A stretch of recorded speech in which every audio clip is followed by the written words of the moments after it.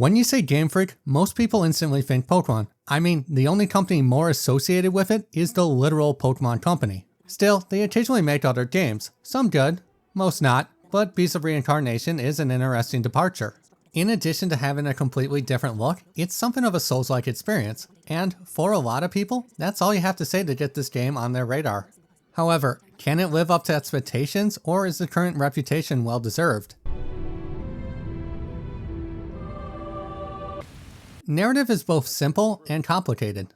Basically, over a millennia ago, the Blight destroyed much of the world. At the center of this is the Beast of Reincarnation. While much was lost, there is still hope. A report indicated the answer may lie in a faraway land. After this brief setup, players are introduced to Emma. The relatively emotionless girl is known as a Blightborn, who was cast from society and used as purifiers in the harsh outside world. From here, the narrative rapidly expands, dealing with multiple organizations with their own goals, Emma and her place in the world, and those who just simply want to be with Emma the person. It is a lot to tackle, something Beast does an okay job with, though it's a rough experience. This is largely due to 3 reasons. If it isn't obvious from my overview, it's a pretty generic story, at least in terms of Japanese games. That isn't to say it doesn't try to be different, but it only goes so far. I think a large part of this is the general lack of emotions among the main cast. I'm sorry. I wasn't there to help you fight. It's fine. But...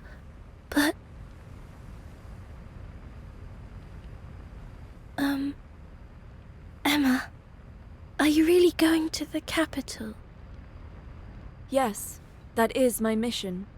There are narrative reasons behind it, sure, but that doesn't eliminate the complaint. It's kind of like Dinklebot in Destiny. His direction made sense, yet Bungie ultimately decided to go in another direction and redub the game. Their flat tastes and cold demeanor make it harder to connect to these characters, something that's rather important given so much time is spent giving Emma a sense of humanity and other factions wanting to use her to their ends. Worst of all, this is a surprisingly narrative-heavy game. I thought it was a lot when playing through it, but after editing it, there is a lot of dialogue. Admittedly, some of these are optional, but I compare it to Monster Hunter and their attempts at a narrative. They've improved significantly, though it's so much time spent on something a lot of people couldn't care less about. A feeling I experienced throughout, especially when gameplay came to a screeching halt to deliver another exposition dump. That being said, is gameplay even worth it? The Administrator. It's like he's really come down to be among us.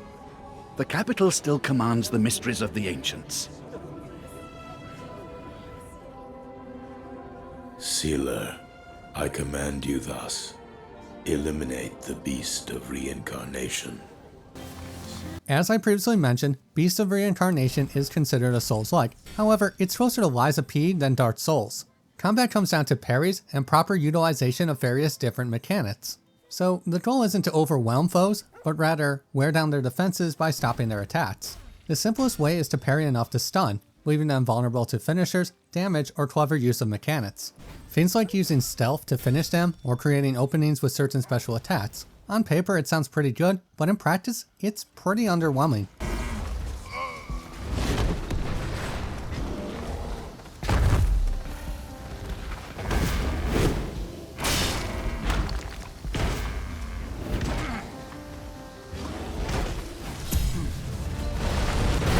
Basic combat includes melee and ranged attacks, parry, block, dodge, and jump.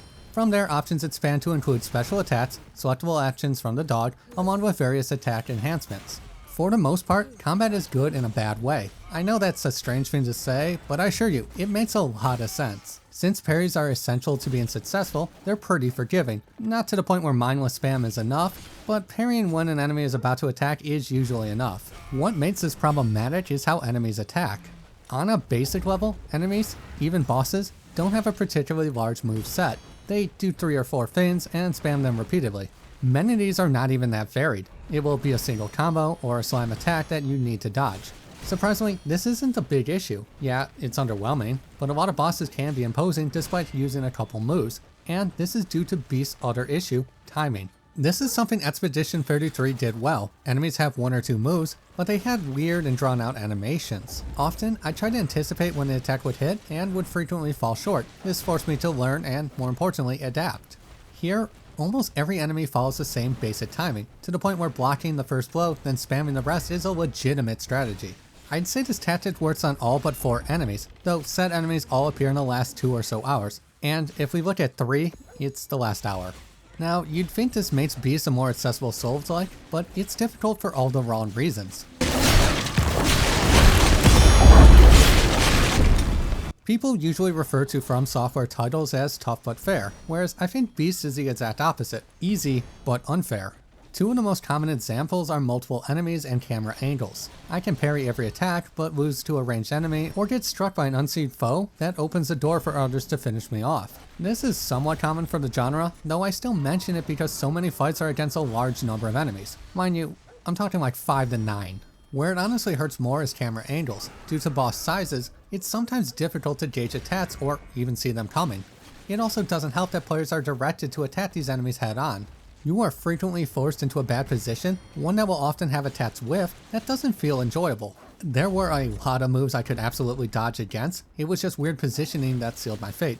And I do think positioning is weird, since bosses would frequently miss. It's like they never considered someone standing slightly closer to the boss. I'd even say this is a fun cheese, if there was any consistency to it. Instead, it just felt like it was completely random if they missed, I parried, or it hit.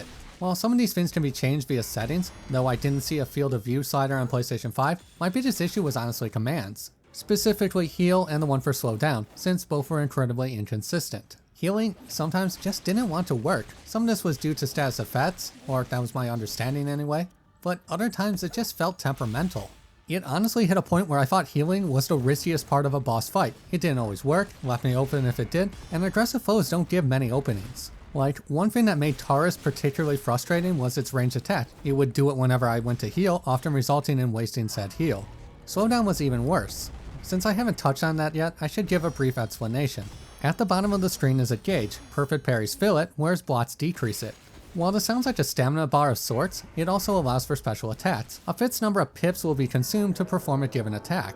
I can't say I was impressed with any of them, opting for the slowdown mechanic. As the name suggests, activating it burns all the blue pips in exchange for slower enemy speed for a period of time. It is invaluable for burning annoying foes or dealing damage outside of the usual parry loop. However, it's filled with annoying elements, with the biggest being activation.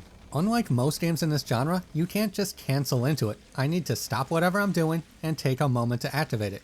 Very annoying, since enemies can still hit you when time is slowed. It's also annoying because enemy position matters. If I take a moment to activate it, and in that moment the boss decides to do something else, it can make it so all my attacks miss. Activating it again deactivates it, preserving some gauge, but it's cumbersome in an unnecessary way.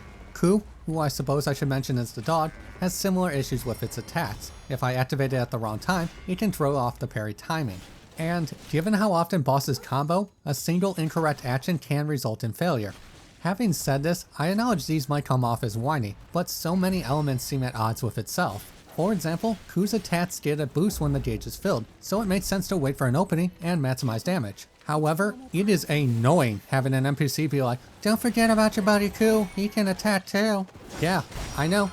I don't want to take damage and have a specific tactic. Telling me for the 30th time in this fight isn't going to change anything. Remember to use Ku skills too. Remember to use Ku skills too.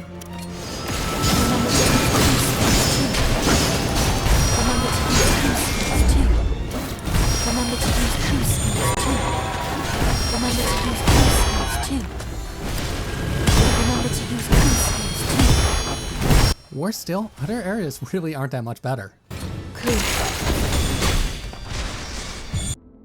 One of the highlights of these games tends to be buildcrafting. There are so many ways to overcome a problem, or options to maximize success. Here, buildcrafting is kind of a joke.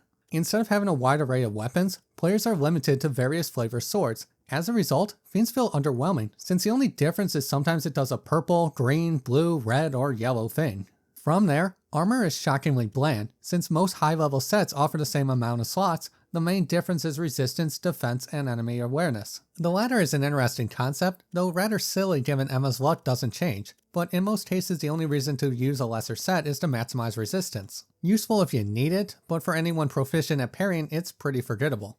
As mentioned, there are also slots. These allow spirit stones to be inserted that give a wide variety of benefits. Options include ranged weapon tracking to dealing more damage when enemies are not on alert, with most falling in the latter category. They are better than nothing, though I didn't bother with the system once I selected my first sits. Even glancing at them for this review, I see some things that would slightly improve my build, though most feel pretty gimmicky. To the point where increased attack at full health is probably the best, simply due to the nature of the game.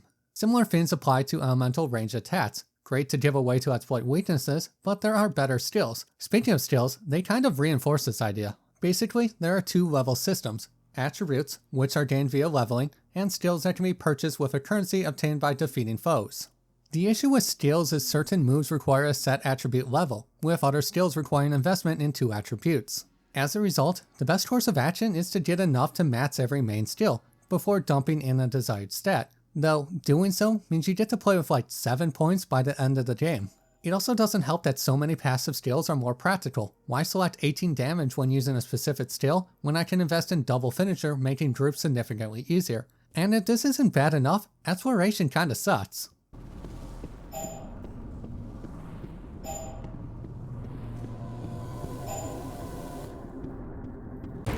Despite having a somewhat open world to explore, the experience feels rather limited. Part of this is due to frequent invisible wall use, even in situations where the field is completely open, with other parts coming from Ku. You see, when you're within the general area of a secret, Ku will tell you. Getting closer will show its location. So, while you get the sensation of exploration, it feels rather hollow. Though, even without the game telling you, it isn't particularly special. It's usually go on this weird platform and get a random item, or go down the side path and get a new option. The type of thing where they can be knocked out in a couple hours of going in weird corners, over generally interesting things to find.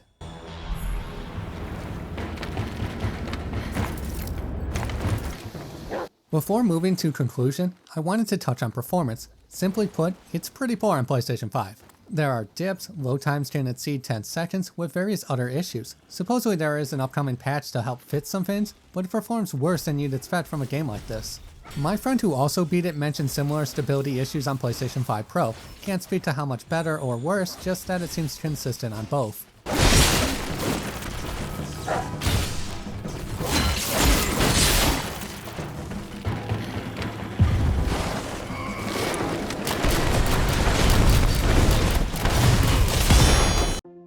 At the end of the day, there's only so much that can be said about Beast of Reincarnation. Sure, I could keep explaining negatives, like I don't know why there's a food system given how little value it provides, but that's unlikely to change anyone's opinion at this point. In a lot of ways, I think it's sad this is such a mediocre experience. I love the idea of fighting with a giant dog, Emma's moveset is pretty cool, and there are times the visuals delight. It is just so frequently bad, it's hard to suggest to anyone. Something that sucks, given I try to focus on who I think would like the game in these conclusions over why you shouldn't experience it. Yet, I keep coming back to the thought that it feels like some of these choices were made to mitigate criticism. I've long wondered how many games released in a Soulslike genre as an excuse for poor balance. That's kind of the thing. It's a genre that encourages a beat the odds mentality, one where any criticism is more of a reflection of your ability than the game's inability. Something I also think applies to narrative. Hard to criticize flat and boring dialogue when flat and boring is the point. And I don't know, now I'm just rambling, so I'll get to the point. I had fun playing Beast. To be perfectly honest, I usually have some level of fun regardless of how critical I am in these reviews. But with Beast, I just don't feel like it's worth the price of entry. Maybe with a sale, but given Neo 3 is pretty much better in every way, and is getting an expansion in a couple of days, I say go for that if you need your fix. Then, once some patches release and there's a decent discount, maybe consider Beast, because it isn't terrible, just forgettable. And, in a lot of ways, that's worse. Hey, thanks for watching. If you found this helpful, don't forget to leave a like, and for more content, please subscribe.